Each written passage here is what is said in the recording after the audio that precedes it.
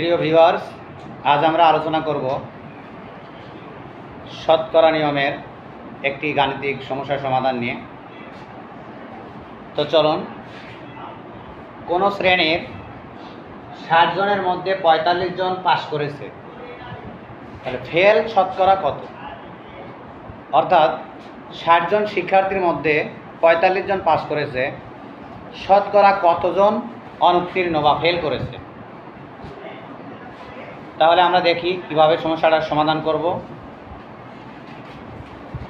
Pass করেছে 45 জন, মোট শিক্ষার্থী 60 জন, তাহলে 60 জনের মধ্যে পাস করেছে 45 জন, তাহলে ফেল করেছে কত? 60 বিয়োগ 45, 15 জন। অর্থাৎ 15 জন শিক্ষার্থী ফেল করেছে, কিন্তু প্রশ্নে চেয়েছে শতকরা কতজন ফেল করেছে। তাহলে সেটা আমরা শর্টকাটে কীভাবে করব? ফেলের অংশ অর্থাৎ 15 ভাগ মোট শিক্ষার্থী গুণন 100%, অর্থাৎ অকৃতকার্য শিক্ষার্থীর সংখ্যা ভাগ মোট শিক্ষার্থীর সংখ্যা গুণন 100%। তাহলে কী হবে?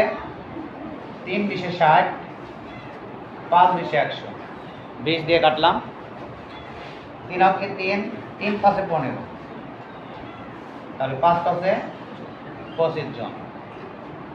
অর্থাৎ শতকরা ফেল 25 জন, শতকরা অকৃতকার্য বা ফেল 25 জন, অর্থাৎ 25 জন শিক্ষার্থী অকৃতকার্য হয়েছে।